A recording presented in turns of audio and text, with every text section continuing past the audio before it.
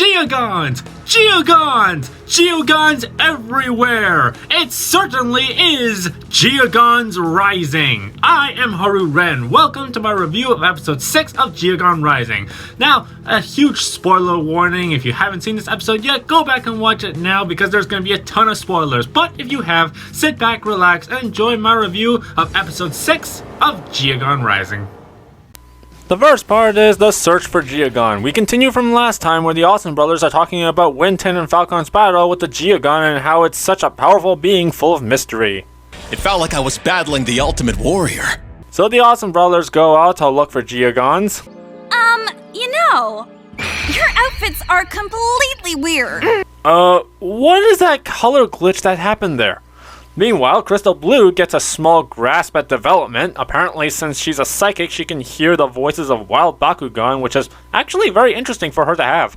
I don't know really if it's actually just psychic or if it's just really good hearing though. Lightning and Faraz go encounter Everett and Strata and they battle where Ajit and Leah join in from out of nowhere. Bakugan Brawl! Holy Strata has a Ventus Hydronoid. He's automatically my new favorite character. No, I'm joking. Ventus is gross. But how ironic is it that Strata is using the same Bakugan as Phantom Thief Storm's fusion Bakugan, Aqua's Krikelios, and now Ventus Hydronoid?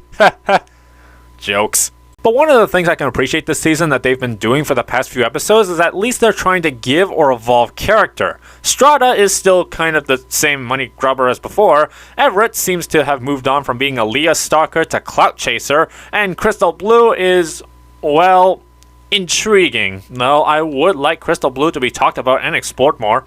But look at this scene here. After Hydronoid gets knocked down and Everett and Strata are arguing, one of the Hydronoid's heads is trying to wake another up. How cute is that? Even if he is a Ventus, I really gotta get the animators this one. It's a big improvement having background stuff do stuff. Crystal Blue gives Everett a Darkest Centipod to make it a 3-on-3, and holy, she has an Aquos Maxitor. With the Darkest Centipod, I feel like Spin Master is taunting me a little bit. They put Darkest Centipod in Champions of Astroya, and now they put it in the show, but it's still not released physically. But Crystal Blue hears voices, and Strata comes back with Geogan cores, and the three of them summons Geogan! Ventus fight Paragon, Aqua Stardox, and Darkest Sluglar, and I gotta say, they look amazing. I am Viperagon! Slugler! Stardox, what do you wish of us? Son of a, they are genies! The Geogans all defeat the Awesome Brothers in one shot, which I gotta say, even though it's sad, it's actually awesome to see the strength and mystical powers that Geogans really possess. This really establishes how much of a threat they really are. How fitting is it that it is first discovered by the antagonist team? The fact that the Awesome Brothers are now facing a challenge they've never faced before. Their enemies can now beat them, so it seems like our protagonist teams are very vulnerable. They can't win anymore like they used to, so that really connects to the audience more on a personal level. I really like what they're doing with the Awesome Brothers story this season. Their enemies now have Geogan, something they've never faced before, and can beat them now, and eventually it could lead to a good comeback story. The Awesome Brothers have to retreat, which makes sense. We will not lose! But you just did!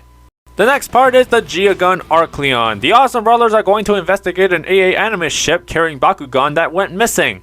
Okay, I guess the first part story is just dropped, but it seems like the battling is actually banned now for the sake of not causing collateral damage, but also protecting the Bakugan from the ever so great embrace of the Doom Dimension.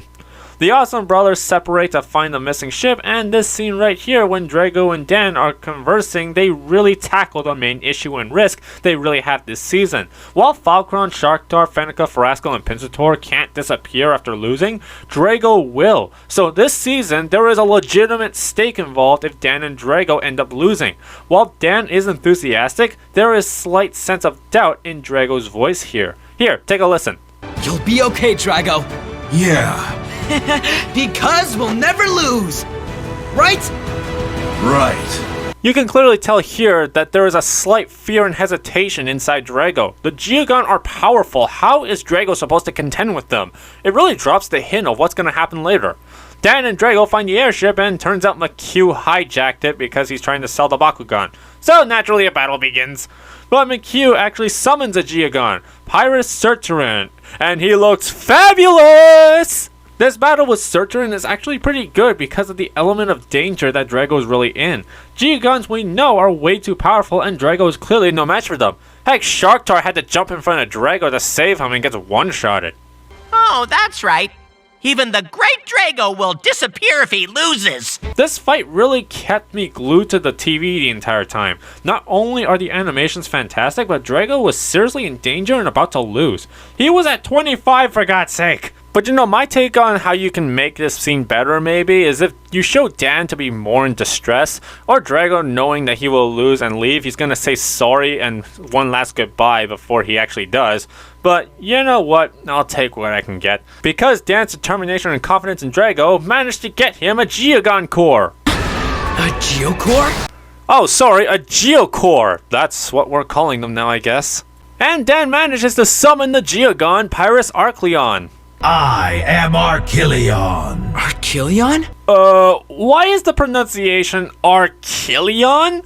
Is it supposed to be a reference to Callion? Arcleon defeats Surturin with Sonic the Hedgehog speed. McHugh surrenders before Cycler gets Doom Dimensioned. Wait, could you see the battle? I could see it. Or rather, it's more like my heart could sense what was happening. So can the Bakugan see it or what? I'm still confused by that. McHugh escapes as the episode ends. How did you let him escape? He was right in front of you. Come on! So that was episode 6 of Geogan Rising. Let me know what your rating of the show was in the comments down below. This was actually an incredible episode of Geogan Rising. More Geogan show up, and really, this episode was actually just very well written in my opinion. I really loved the action that was in this episode, the stakes that they've really established with Drago, and the fact that the Awesome Brothers are now up against some very threatening contenders. Regarding why I like how this episode was written, it's because I really like how much power they're giving the villains at the start. Crystal, Blues, Strata, and Everett are now in control of Geogans and have easily defeated Leah, Ajit, and Lightning. And even before, Winton had practically was defeated by Jenny Hackett. They're up against powerful new beings, so they are doubting if they can really win anymore. They're actually making the protagonists lose more often than before, and really it's connecting to the audience pretty well, because no one wants to see the protagonists win all the time. That would get pretty boring. We want them to earn their victories, and getting past the new power their enemies obtained is part of that. And Dan actually being able to summon Geogan to save Drago from the Doom Dimension is just pretty satisfying and a good payoff to this episode. It's just pretty clever writing. I really liked it, and I was engaged. It was cool, though the Dan and Drago losing thing could have been worked more like I suggested, but overall still, this gets an absolute Bakutastic from me. Thank you for watching this review of Geogan Rising. Be sure to press the thumbs up and give us a subscribe for more awesome Bakugan content. I've been Haru Ren, and thank God for Rapid Fire. Bye!